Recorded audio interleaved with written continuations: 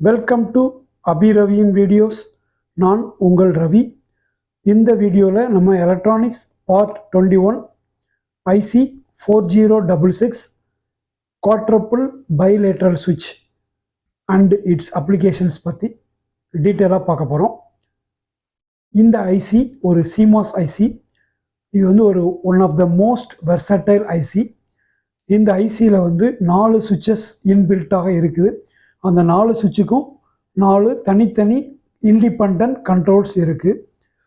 So அந்த control எப்பெல்லாம் high ஸ்டேட்டுக்கு வருதோ அப்போல்லாம் அந்த சுவிட்சஸ் வந்து ஆன் ஆகும். அந்த சுவிட்சஸ் ஆர் எலக்ட்ரிக்கல் சுவிட்சஸ், அதில் மெக்கானிக்கல் சுவிட்ச் கிடையாது. ஸோ அந்த 2 பாயிண்ட்டும் க்ளோஸ் ஆகிறப்ப அதனுடைய ஆன் ஸ்டேட் ரெசிஸ்டன்ஸ் வந்து ரொம்ப லோவராக இருக்கும். அது மட்டும் இல்லாமல் அது கான்ஸ்டண்ட்டாக இருக்கும். ஸோ அந்த சுவிட்சுடைய ஒரு சைடில் நம்ம கொடுக்குற சிக்னலோ ஒரு வோல்டேஜோ அதனுடைய இன்னொரு சைடுக்கு, ஒரு சைடு இன்புட்னு வச்சுட்டோம்னா இன்னொரு சைடு அவுட்புட். ஸோ நம்ம இன்புட்டில் கொடுக்குறது அவுட்புட்டில் அப்படியே ஃபாலோ அப் ஆகும். இதனுடைய சப்ளை வோல்டேஜ்னு பார்த்தீங்கன்னா VDD வந்து 3 to 18 வோல்ட் வரைக்கும் ரேஞ்சில் இதை கொடுத்துக்கலாம். இப்போ 0 to 15 வோல்ட் கொடுக்கலாம், அல்லது +7.5லேருந்து -7.5 வரைக்கும் 0 சென்டராக உள்ள மாதிரியும் நம்ம இதுக்கு சப்ளை கொடுக்கலாம். டுயல் பவர் சப்ளை டைப்லையும் அதை கொடுக்கலாம். ஸோ இப்போ இந்த ஐசியுடைய பின் அவுட்ஸை பாருங்கள். இதில் பார்த்தீங்கன்னா பின் நம்பர் 1 and 2 வந்து ஒரு சுவிட்ச் நம்பர் 1 அப்படின்னா அதனுடைய கண்ட்ரோல் வந்து பின் நம்பர் 13ல் இருக்குது. அதே மாதிரியே மற்ற 4க்கும் அந்தந்த பின் நம்பர் 3 and 4, 8 and 9, 10 and 11ல் அந்த சுவிட்சஸ் இருக்குது. அதனுடைய கண்ட்ரோல் வந்து ரெஸ்பெக்டிவ்லி 5, 6, 12ல் இருக்குது. இதனுடைய பாசிட்டிவ் சப்ளை வந்து 14 நம்பர் பின், கிரவுண்ட் வந்து பின் நம்பர் 7ல் நம்ம கொடுத்துக்கலாம்.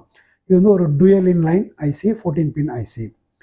ஸோ இந்த ஐசியுடைய ஒரு சுவிட்சு அதனுடைய ஒரு ஃபங்க்ஷனல் டயக்ராம் எப்படி இருக்கும், அதனுடைய ஷீமேட்டிக் எப்படி இருக்கும் அப்படின்னு சொல்லி பார்க்கலாம்.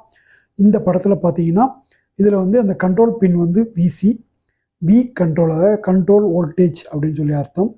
அடுத்தால இன்புட் அண்ட் அவுட்புட்னு 2 பின் இருக்குது. அந்த இன்புட் பின் வந்து VIS, அதாவது இன்புட் சப்ளை வோல்டேஜ்னு அர்த்தம். அவுட்புட் வந்து அவுட்புட் சப்ளை வோல்டேஜ், VOSன்னு சொல்லி அதனுடைய மீனிங். ஆக்சுவலாக P ஸ்டேட் அப்புறம் N ஸ்டேட் அப்படின்னு 2மே இருக்குது. P டிவைஸ், N டிவைஸ் 2மே இருக்குது. அந்த 2க்குமே நம்ம என்ன பண்ணியிருக்காங்கன்னா இந்த கண்ட்ரோல் வோல்டேஜிலிருந்து பயாஸ் பண்ணியிருக்காங்க. 2க்குமே சைமல்டேனியஸ்லி பயாஸ் பண்ணியிருக்காங்க.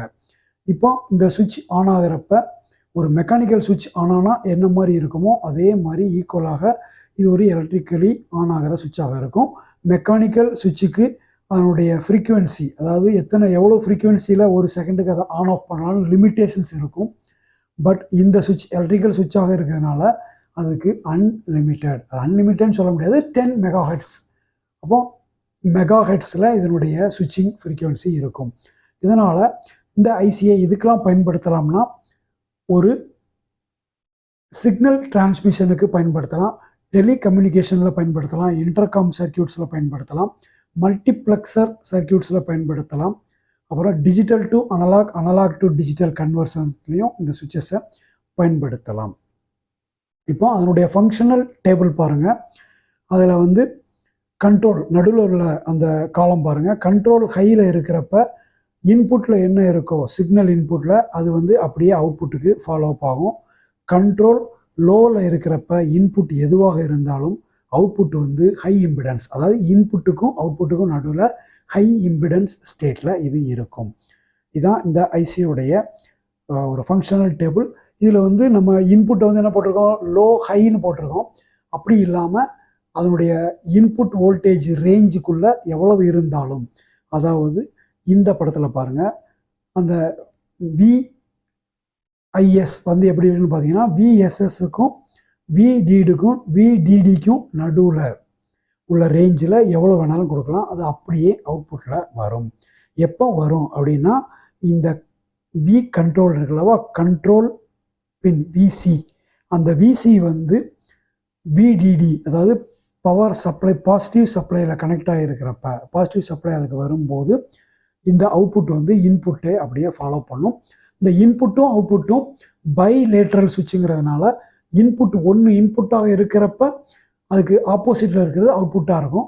அது இன்புட்டாக இருந்தால் இந்த பக்கம் அவுட்புட்டாக இருக்கும். ரெண்டு பக்கமும் இதனுடைய சப்ளை மாற்றி அனுப்பிக்கலாம். ரெண்டு பக்கமும் இது போகிற மாதிரி தான் இருக்கும்.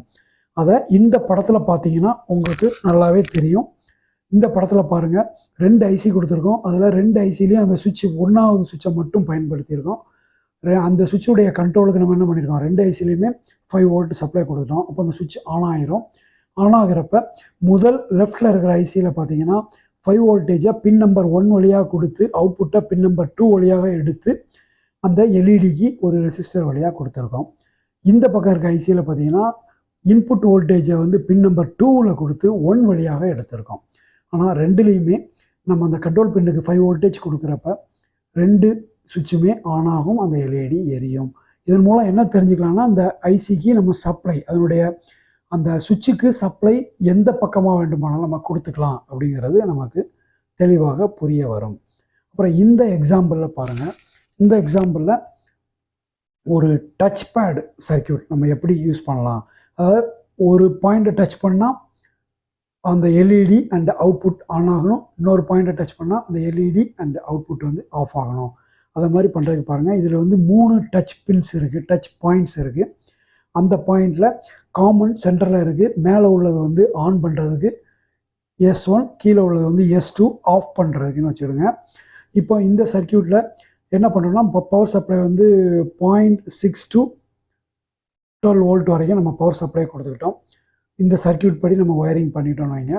இப்போ இதில் வந்து நம்ம ஆன் பண்ணுறோம். ஆன் பண்ணுறப்ப என்ன செய்கிறோம், S1 அதாவது மேலே உள்ள பேடும் சென்டர் பேடையும் டச் பண்ணுற மாதிரி நம்ம ஃபிங்கரை வச்சு டச் பண்ணோம்னா அந்த R1 வழியாக நம்ம ஃபிங்கர் வழியாக R4 வழியாக இந்த C1ங்கிற கெப்பாசிட்டர் சார்ஜ் ஆகும். அந்த கெப்பாசிட்டர் எப்போது இதனுடைய VDDக்கு பக்கமாக சார்ஜ் வருகிறதோ, அது வர ஆரம்பித்த உடனே, அதாவது இது குயிக்காகவே வந்துடும். ஏன்னா R4 வந்து 100K தான், இது 0.1, அதனால் குயிக்காக சார்ஜ் ஏறிடும். அந்த சார்ஜ் ஏறின உடனே என்னாகும், இந்த சுவிட்ச் வந்து சுவிட்சுடைய கண்ட்ரோல் பின் வந்து சுவிட்சை ஆன் பண்ணிடும். அப்போ என்ன செய்யும், R3 வழியாக எல்இடி எரியும், அவுட்புட்டுக்கு வோல்டேஜ் வந்துடும். இப்போ நம்ம கையை எடுத்துட்டா கூட இந்த கெப்பாசிட்டருடைய சார்ஜை R2 என்ன பண்ணும், அதில் இருக்க 10 மெகா வழியாக இந்த கெப்பாசிட்டருக்கு சார்ஜ் கண்டினியூவாக கிடச்சிட்டு இருக்கும். அதனால் இந்த சுவிட்ச் வந்து கண்டினியூவாக ஆனில் இருக்கும். இப்போ வந்து நம்ம சுவிட்ச் இந்த டச் பேடை வந்து S2வை டச் பண்ணோம்னா, அதாவது சென்டர் அண்டு பாட்டம் சுவிட்சை டச் பண்ணோம்னா, ஆஃப் டச் பண்ணோம்னா என்ன ஆகும்னா, நம்ம கை வழியாக அந்த கெப்பாசிட்டர் இருக்க சார்ஜ் R4 அண்டு நம்ம கை விரல் வழியாக டிஸ்சார்ஜ் ஆகும். அதனால் அந்த கண்ட்ரோல் பின் வந்து அந்த சுவிட்சை ஆஃப் பண்ணிவிடும். அவுட்புட் எல்இடி ஆஃப் ஆயிரும், அவுட்புட் சப்ளையும் ஆஃப் ஆயிரும். இப்படி நம்ம ஒரு டச் பேட் டைப் ஒரு சுவிட்ச் ஆன் ஆஃப் கண்ட்ரோலை வந்து நம்ம டிசைன் பண்ணிக்கலாம் இந்த ஐசியை பயன்படுத்தி. அடுத்தது இந்த சர்க்கியூட்டில் பாருங்கள், இந்த ஐசியை பயன்படுத்தி ஒரு டிஜிட்டல் டு அனலாக் கன்வெர்ட்டர் எப்படி பண்ணலான்னு பார்க்கலாம். ஒரு 4 bit digital to analogue conversion இந்த படத்தில் உள்ள மாதிரி நம்ம ஒயரிங் பண்ணிடுவோம். இதில் வந்து அந்த கண்ட்ரோல் பின்ஸ் இருக்குல்லவா, கண்ட்ரோல் பின்ஸ் வந்து சுவிட்ச் 1, 2, 3 அண்டு 4 4க்கும் கண்ட்ரோல் பின் வந்து 13 அண்டு 5 அண்டு 6 அண்டு 12. இந்த பின்னு 4யுமே இந்த படத்தில் உள்ள மாதிரி ABCDன்னு மார்க் பண்ணிட்டோம்.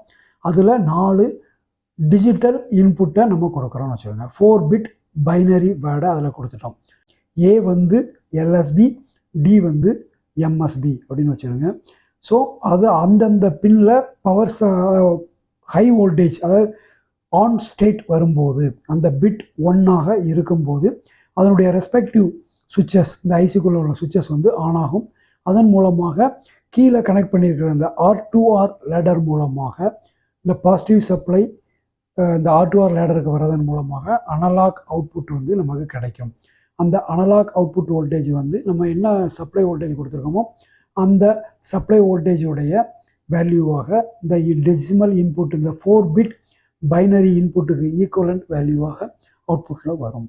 ஸோ இந்த ஐசியை பயன்படுத்தி இப்படி ஒரு டிஜிட்டல் டு அனலாக் சர்க்கியூட் நம்ம டிசைன் பண்ணிக்கலாம்.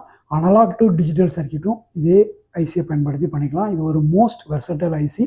ஸோ இது வரைக்கும் நம்ம இந்த வீடியோவில் IC 4066 quadruple பைலேட்ரல் சுவிட்ச் ஐசியை பற்றி டீட்டெயிலாக பார்த்தோம்.